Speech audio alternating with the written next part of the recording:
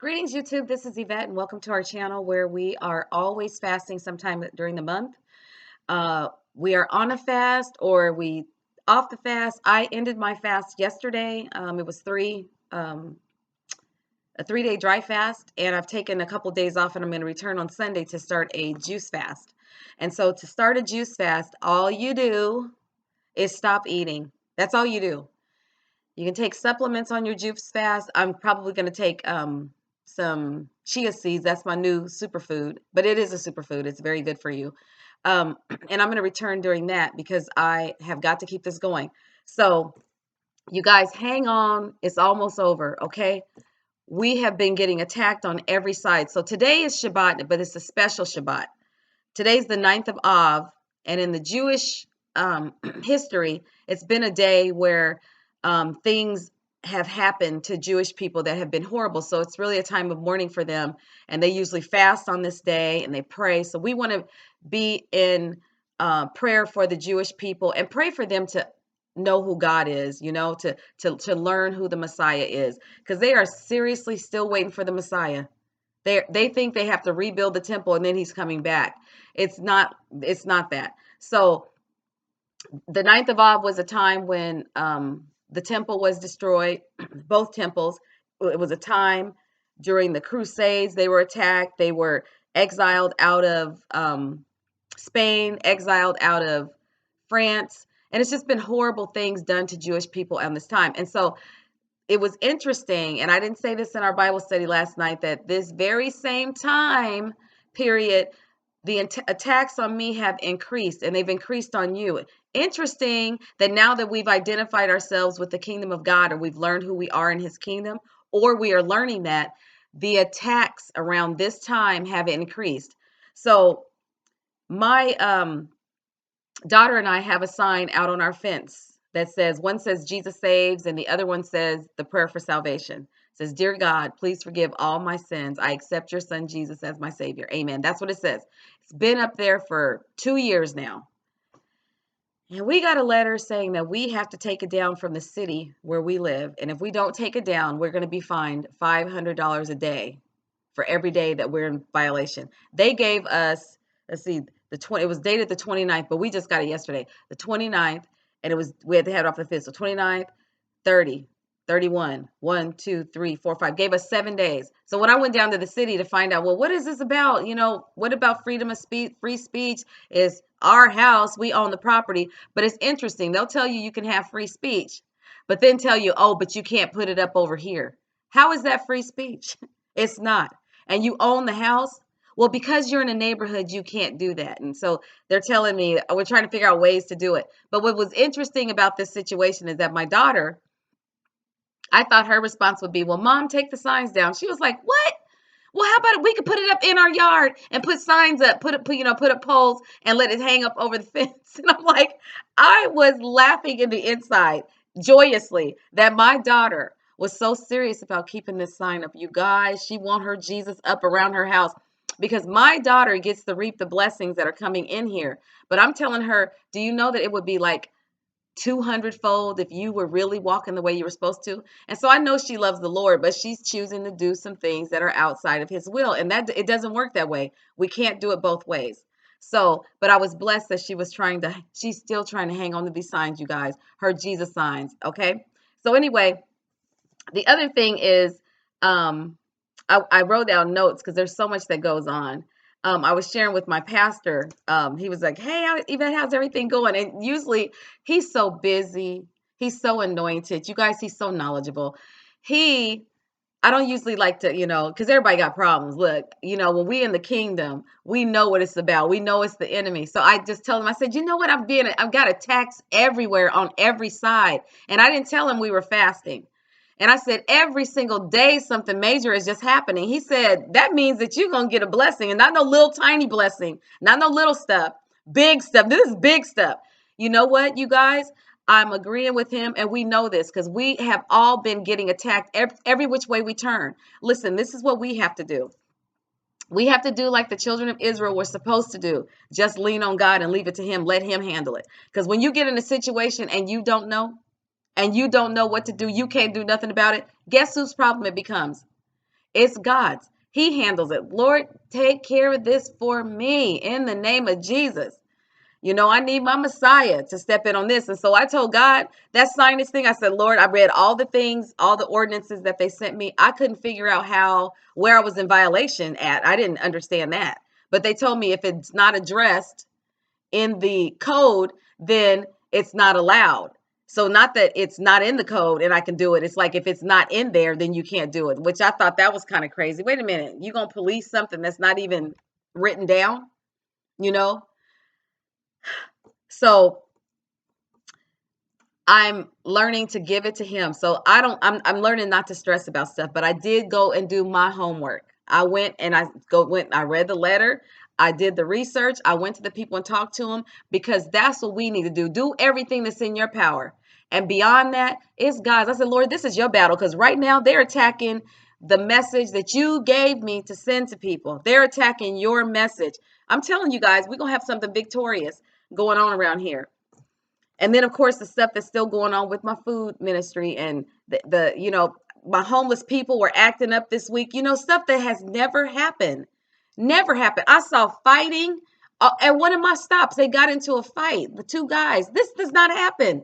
It's all about this time period, you guys. And we were on our fast. The enemy is not liking stuff because he knows God is sending that blessing. Just like Daniel, when Daniel was waiting on he prayed.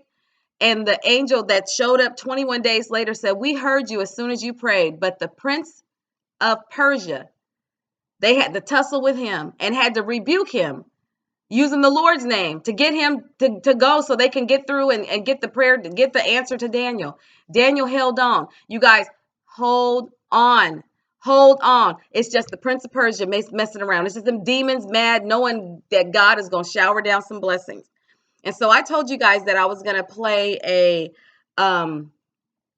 prophetic word that was given to me last October. So I was trying to figure out, I had it on my phone, was trying to figure out how to upload it to YouTube, but apparently I used the Marco Polo app and sent it to another phone of mine and it won't send. I can't send it because I wasn't the original one. I can't upload it, which was stupid because I did record it, but you can't send stuff to yourself on Marco Polo. It has to go to somebody else. So now I got to go back and use my phone and just put it on the screen, get that portion. And I hope I can find that message and upload it. But when you guys see this message, you're going to see that the man talks about how something about me seeking the Lord. He wants to spend time with me, and it's an open heaven where he's just going to shower down. It's the same message for you. A lot of times when people get prophetic words, you can go and piggyback on what they have, unless the Lord is telling somebody to, you know what, pack up your stuff, and I'm telling you to go move over to Timbuktu and evangelize over there. And because you are so fond of this person and they're so anointed and you see what's going on, you're like, well, the Lord's telling me to go pack up and go to Timbuktu too. No, not that kind of stuff. So my pastor, we were talking about that last night, that it's got to be very specific.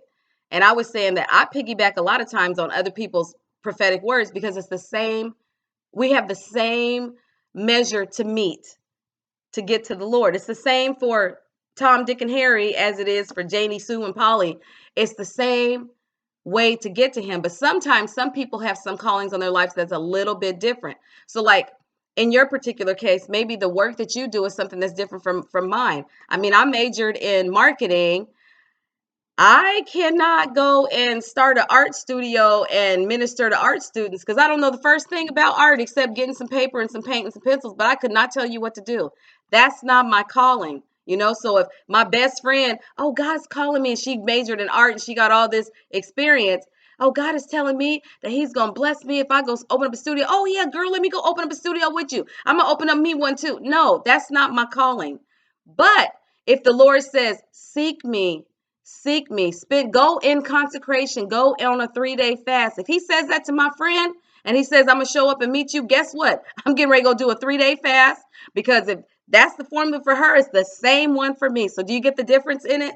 Look, seek the Lord because he tells us to seek the kingdom. And you guys, we've been doing that on this channel. We've been doing that. And I'm going to say this. It's not that you have to be, because you get these people who they have been in the Lord for 50 years and they got all this power and this, that, and the other thing. You don't have to, it doesn't have to take you 50 years to get there. Just like the children of Israel, the journey that they had to get to the promised land was 11 days. That we read that in Deuteronomy, the first chapter. 11 days was what the journey was. It took them 40 years. Why? Because they kept on not having faith and being disobedient. Trust God, you guys. Let's trust in him. So our journey can be 11 days, whatever 11 days equates to be in our walk, you know. But you definitely don't have to be sitting on 40 years from now and then you're like, oh, I got it. No, be a kingdom citizen. Seek ye first the kingdom of God, the kingdom of God. Just seek to get close to him, okay? And to understand and know that he has everything for you. So the book of Hebrews chapter 4, read that chapter. That is telling you that for you not to do what the children of Israel did, that they couldn't enter in because of unbelief. That's why they couldn't. But us not to do that. So really, Hebrews is telling you that the Torah, the book, the first 5 books of the Bible, that is about you. That is your history. That is your heritage. Those are your promises. That's what Hebrews tells us. That's what the New Testament is telling you. Look, God laid it down way back there. He intended for you to walk into his promises, to be kingdom citizens, for us to live in our own Garden of Eden down here. So I know we're getting ready to have some stuff planted in our yard that's going to be vegetables. We'll talk about that later. This false thing that the enemy does, where he has us growing things we cannot eat, poisonous bushes and trees. Everybody got all this stuff going to the nursery, not planting no vineyard. No, they're planting all kinds of other trees. You don't see nowhere in the Bible where they planting stuff you cannot eat that's poison. The only time things come into the garden that you cannot eat, thistles, the enemy sows it in there. That's what the word says in the scripture in the gospels, that the enemy came in and sowed weeds in with the food. Okay? Talks about vineyards. Where's my vineyard? Where is my vineyard? God, let me get into my kingdom. And trust me, the enemy's not liking any of this. So you guys, hang on. Hang on. Your blessing's about to come. And the more you're going through, the bigger the blessing. But whatever you do, God, you guys don't complain. Don't be like the children of Israel and start getting mad at God. God, why did this happen to me? Why? Don't do that. Don't do that. God doesn't like when we murmur. He wants us to trust in him. Just trust him. Look, just like when they came to Moses, and the people couldn't handle things and they would bring it to Moses. And if Moses didn't know, he said, I got to go to God. And that's what we do. I don't know. I tell my child, I went and go see them people at the office. I don't know what to do about this situation. I got to go to God. It's his problem. I said, Lord, you got to take this because I've done all that I can do. And that's all he wants to do is take care of you as his child. He loves us. Okay. But we are right on the brink. Hold on. Hold on. Do your communion in the morning. Do your communion in the evening. Okay. Have your devotion. Have Shabbat today. Enter into God's rest. He wants you to learn how to, don't worry about stuff. I got all this. Just spend time with me today. Okay. So you guys, I've been watching some kingdom stuff with Dr. Myles Munroe, and maybe I'll just put all that stuff, the links in the bottom here. I can't get that video of my prophecy, prophetic word to me uploaded yet. So maybe I'll put those kingdom messages that I have reviewed again today. You guys, I'm pumped. Keep reminding yourself of who you are. Keep reminding yourself of who you are, and your journey will be easy. Why will your journey be easy? Because can't nobody in the universe beat God. Okay, so that's when I'm using the universe. When we were taught in school, the universe meant the whole thing. It wasn't calling God the universe, but his whole creation, we called it the universe. Okay, so I'm saying can't nobody beat our God. Nobody.